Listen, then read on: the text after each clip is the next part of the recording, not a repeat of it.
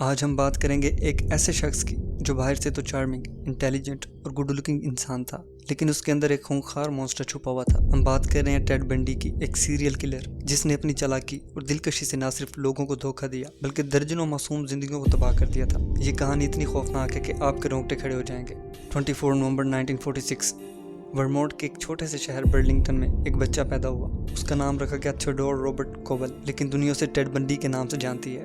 ٹیڈ کی زندگی کی شروعات ہی ایک راز سے بھری تھی۔ اس کی ماں لوئس کوول ایک ان میرڈ وومن تھی اور ٹیڈ کے والد کا کبھی پتہ نہیں چلا کہ ان کے والد کون تھے۔ کچھ لوگوں کا ماننا ہے کہ ٹیڈ کا باپ شاید اس کا اپنا دادا سیمیول کوول تھا، لیکن یہ صرف ایک افواہ تھی جو کبھی ثابت نہ ہوئی۔ لوئس نے اپنے بیٹے کو اپنے والدین ایلینور کوول اور سیمیول کوول کے گھر چھوڑ دیا۔ یہاں ٹیڈ کو بتایا گیا کہ ایلینور اور سیمیول اس کے والدین ہیں اور لوئس جو کہ اس کی ماں تھی اس کی بڑی بہن ہے۔ یہ جھوٹ ٹیڈ کی زندگی کا پہلا بڑا ٹراما تھا جس نے اس کے دل و دماغ پر گہرے زخم چھوڑے تھے۔ 1950 میں لوئس اپنے بیٹے ٹیڈ کو لے کر واشنگٹن کے شہر ٹکوما منتقل ہو گئی۔ وہاں ان کی ملاقات جونی بنڈی سے ہوئی، ایک سادہ اور محنتی آدمی۔ 1951 میں دونوں نے شادی کر لی اور جونی نے ٹیڈ کو اپنا بیٹا تسلیم کر لیا۔ ٹیڈ کا نام اب سرکاری طور پر تھیوڈور روبرٹ بنڈی ہو گیا تھا۔ جونی ایک ہسپتال میں کوک کے طور پر کام کرتا تھا اور ٹیڈ سے بہت زیادہ پیار کرتا تھا۔ ان کے 3 اور بچے بھی پیدا ہوئے۔ وہ اپنے تینوں بچوں کی طرح ٹیڈ کو بھی پیار کرتا تھا اور تینوں بچوں کی طرح اسے پالتا تھا، لیکن ٹیڈ کے دل میں اپنے اسٹیپ فادر کے لیے کوئی محبت نہیں تھی۔ وہ اپنی ماں لوئس سے بھی ناراض رہتا تھا کیونکہ ٹیڈ کو لگتا تھا کہ اس کی ماں نے اسے اس کے باپ کے بارے میں کبھی نہیں بتایا۔ ٹیڈ بنڈی کی چائلڈ ہوڈ سے ہی اس کی پرسنالٹی میں عجیب سی ڈسٹربنگ چیزیں تھیں۔ اس کی آنٹ جولیا کوول نے ایک انٹرویو میں بتایا کہ ایک رات وہ سو رہی تھی جب ٹیڈ صرف 3 سال کا تھا۔ ٹیڈ ان کے بیڈ کے پاس کھڑا تھا۔ جب جولیا کی آنکھ کھلی تو اس نے ٹیڈ کو اپنے بیڈ کے آس پاس پایا اور وہ عجیب طریقے سے مسکرا رہا تھا۔ اس کے ارد گرد چاقوں کا ڈھیر لگا ہوا تھا جو اس نے باورچی خانے سے جمع کیے تھے۔ ایک 3 سال کا بچہ جو چاقوں سے کھیل رہا ہو، یہ کوئی معمولی بات نہیں ہے۔ اس وقت شاید کسی کو اندازہ نہیں تھا کہ یہ بچہ بڑا ہو کر کیا بنے گا۔ جیسے جیسے ٹیڈ بڑا ہوا اس کی عادتیں اور خطرناک ہوتی گئیں۔ وہ پڑوس کی بلیوں کی دم پکڑ کر انہیں گھماتا اور پھر چھوڑ دیتا۔ وہ محلے کے بچوں سے بدتمیزی کرتا، انہیں گالیاں دیتا، حتیٰ کہ ریسسٹ رویہ اپنایا کرتا تھا۔ خاص طور پر اٹالین کیتھولکس اور سیاہ فام لوگوں سے نفرت کرتا تھا۔ ایک بار جب اس کی چھوٹی بہن دیر سے اٹھی تو اس نے اسے سیڑھیوں سے نیچے پھینک دیا۔ یہ سب اس کی پرسنالٹی کے ڈارک سائڈ کی طرف اشارہ کر رہے تھے۔ ٹیڈ جب ٹین ایج میں پہنچا تو اس کی عادتیں اور خوفناک ہو گئیں۔ وہ رات کے وقت لوگوں کے گھروں میں چپکے سے گھس جاتا، کھڑکیوں سے جھانکتا اور چھوٹی موٹی چوریاں کرتا۔ اسکول میں وہ ایک ایوریج اسٹوڈنٹ تھا، لیکن اس کی چارمنگ پرسنالٹی اور انٹیلیجنس کی وجہ سے وہ ہر کسی کو امپریس کر لیتا تھا۔ باہر سے وہ ایک نارمل اور ویل مینرڈ لڑکا لگتا تھا، لیکن اس کے اندر ایک اسٹارم چھپا تھا جو آہستہ آہستہ بڑھتا جا رہا تھا۔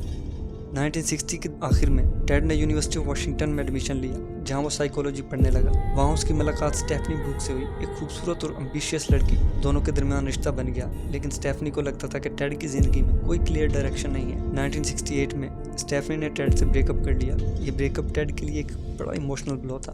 کہا جاتا ہے کہ اس بریک اپ نے ٹیڈ کے اندر کی نفرت اور غصے کو بھڑکایا تھا۔ اسٹیفنی بروک سے بریک اپ کے بعد ٹیڈ نے اپنی پڑھائی پر دھیان دیا اور وہ صرف اپنی پڑھائی پر فوکس کرتا تھا۔ اس نے یونیورسٹی آف واشنگٹن سے سائیکالوجی کی ڈگری حاصل کی۔ وہ ایک مقامی پولیٹیکل پارٹی جس کا نام ریپبلکن پارٹی تھا اس کی کمپینز میں شامل ہوا کرتا تھا۔ وہ ایک سکسیسفل اور امبیشیس ینگ مین لگتا تھا، لیکن اس کے اندر ایک ڈارکنس تھی جو آہستہ آہستہ بڑھتی جا رہی تھی۔ 1973 میں ٹیڈ نے اسٹیفنی سے دوبارہ رابطہ کیا اور اسے دوبارہ اپنی طرف اٹریکٹ کیا۔ وہ اسے اپنی فیانسے کے طور پر لوگوں سے ملوانے لگا، لیکن اچانک جنوری 1974 میں ٹیڈ نے اسٹیفنی سے رابطہ ختم کر دیا۔ یہ کوئی محبت کی کہانی نہیں تھی، یہ ٹیڈ کا ریونج تھا۔ وہ اسٹیفنی کو اس طرح ہرٹ کرنا چاہتا تھا جیسے اسٹیفنی نے اسے ہرٹ کیا تھا۔ 1974 کا سال ٹیڈ کی زندگی کا وہ ٹرننگ پوائنٹ تھا جب اس نے اپنے جرائم کی دنیا میں قدم رکھا تھا۔ جنوری 4، 1974 کو ٹیڈ نے اپنا پہلا ریکارڈڈ اٹیک کیا۔ وہ یونیورسٹی آف واشنگٹن کی ایک 18 سالہ اسٹوڈنٹ جونی لینز کے اپارٹمنٹ میں گھس گیا۔ اس نے ایک میٹل روڈ سے اس پر وحشیانہ حملہ کیا۔ وجہ کیا تھی؟ کچھ بھی نہیں، اور اسے بری طرح زخمی کر دیا۔ جونی کی جان تو بچ گئی لیکن اسے پرماننٹ برین ڈیمیج ہو گیا۔ اس نے اسی روڈ سے جونی لینز کے ساتھ سیکشولی اسالٹ بھی کیا تھا۔ اس کے بعد ٹیڈ کے جرائم کا سلسلہ رکنے کا نام نہیں لے رہا تھا۔ فروری 1974 میں 21 سالہ لینڈا ہیلی جو ایک ریڈیو اناؤنسر بھی تھی اپنے اپارٹمنٹ سے غائب ہو گئی۔ اس کے بعد 12 مارچ کو 19 سالہ ڈونا مینسن، 17 اپریل کو 18 سالہ سوزن اور 6 جون کو 22 سالہ برینڈا غائب ہو گئی۔ یہ سب لڑکیاں کالج اسٹوڈنٹ تھیں، خوبصورت لمبے بالوں والی۔ ٹیڈ کا طریقہ واردات بہت ہی مختلف تھا۔ وہ اپنے بازو پر پلاسٹر لگاتا اور لڑکیوں سے مدد مانگتا تھا۔ اس کی چارمنگ اسمائل اور پولائٹ بیہیویئر کی وجہ سے لڑکیاں اس پر بھروسہ کر لیتی تھیں۔ اس کے پاس واکس ویگن بیٹل تھی، اسی گاڑی میں وہ لڑکیوں کے ساتھ ریپ کرتا تھا اور اس کے بعد وہ لاشوں کو قریب کے جنگلوں میں ڈمپ کر دیتا تھا۔ ٹیڈ بنڈی کو لیڈی کلر بھی کہا جاتا تھا کیونکہ وہ اپنی پرسنالٹی سے لڑکیوں کو اپنی طرف کھینچتا تھا، لیکن اس کی کرولٹی کی کوئی حد نہیں تھی۔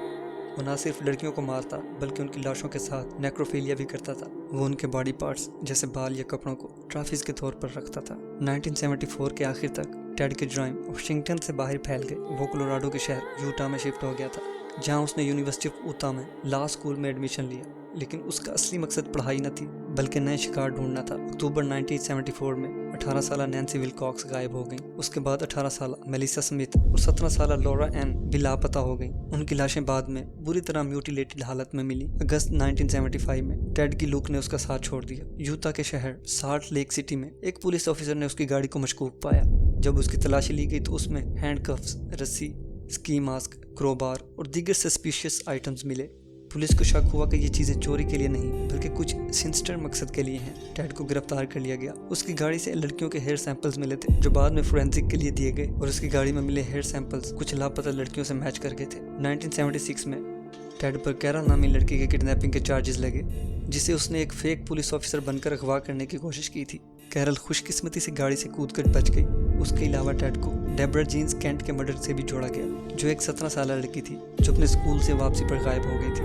1977 میں ٹیڈ کا ٹرائل شروع ہوا، لیکن وہ کوئی عام کریمنل نہیں تھا۔ اس نے اپنی انٹیلیجنس کا استعمال کیا اور جیل سے فرار ہونے کا پلان بنایا۔ جون 1977 میں جب اسے کولوراڈو کے شہر ایسپن کی عدالت میں پیش کیا جا رہا تھا، وہ لائبریری کی کھڑکی سے کود کر فرار ہو گیا۔ 6 دن تک وہ جنگلوں میں چھپا رہا، لیکن پھر پکڑا گیا۔ لیکن ٹیڈ نے ہار نہ مانی۔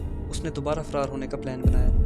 اس بار اس نے اپنا ویٹ 35 پاؤنڈز کم کیا، جیل کا فلور پلان حاصل کیا اور ایک بلیڈ سے اپنے سیل کو راڈ کاٹ کر 30 دسمبر 1977 کو فرار ہو گیا۔ وہ فلوریڈا کے شہر تالاہاسے میں پہنچ گیا، جہاں اس نے ایک فیک آئیڈینٹی بنائی اور فلوریڈا اسٹیٹ یونیورسٹی کے قریب ایک روم رینٹ پر لے لیا۔ یہاں پر ٹیڈ کا مونسٹر مکمل طور پر جاگ چکا تھا۔ فلوریڈا اسٹیٹ یونیورسٹی کے پاس اس کا روم تھا، تو وہ یونیورسٹی کے ہاسٹل رومز میں گھس گیا اور وہاں پر اندھا دھند لڑکیوں کو مارنے لگا۔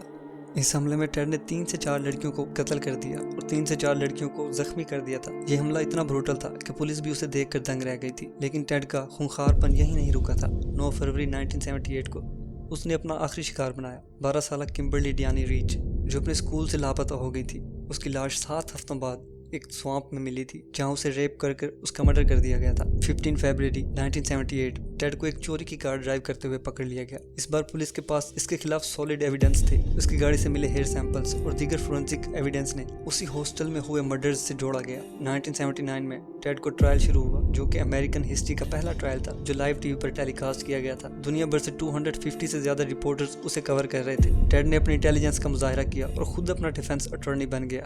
وہ کورٹ روم میں اپنی چام سے سب کو امپریس کرنے کی کوشش کرتا رہا تھا، لیکن پولیس کے پاس اس کے خلاف اوور ویلمنگ ایویڈنسز تھے۔ جولائی 1979 میں جوری نے 17 گھنٹوں کی بحث کے بعد ٹیڈ بنڈی کو اسی ہاسٹل میں ہوئے مرڈرز کے لیے ڈیتھ پینلٹی سنا دی۔ اس کے بعد 1980 میں کمبرلی لیچ کے مرڈر کے لیے اسے دوسری ڈیتھ پینلٹی دی گئی۔ اپنے آخری دنوں میں ٹیڈ نے 30 سے زائد مرڈر کیے تھے۔ یہ وہ مرڈر تھے جن کا کنفیشن ٹیڈ نے خود کیا تھا، جن میں کئی لڑکیوں کی لاشوں سے نیکروفیلیا بھی شامل تھا۔ اس نے بتایا کہ وہ اپنے وکٹمز کی باڈی پارٹس جیسے بال یا کپڑوں کو ٹرافیز کے طور پر رکھا کرتا تھا۔ 24 جنوری 1989 کو صبح 7:16 پر ٹیڈ بنڈی کو فلوریڈا کی الیکٹرک چیئر پر بٹھایا گیا۔ اس کی موت کے ساتھ اس کا ڈراؤنا ایرا ختم ہوا تھا، لیکن ٹیڈ بنڈی کی کہانی آج بھی ایک ریمائنڈر ہے کہ کبھی کبھار سب سے بڑا ڈینجر وہی ہوتا ہے جو باہر سے سب سے زیادہ نارمل اور چارمنگ لگتا ہے۔ دوستوں، یہ تھی ٹیڈ بنڈی کی دل دہلا دینے والی کہانی۔ اس انسان نے اپنی انٹیلیجنس اور چارم کا استعمال کر کے نہ صرف لوگوں کو دھوکہ دیا بلکہ درجنوں بے گناہ زندگیوں کو تباہ کر دیا۔ اگر آپ کو یہ ویڈیو پسند آئی ہے تو اسے لائک کریں، شیئر کریں اور کمنٹس میں بتائیں کہ آپ کو اس کہانی کا کون سا حصہ سب سے شاکنگ لگا تھا۔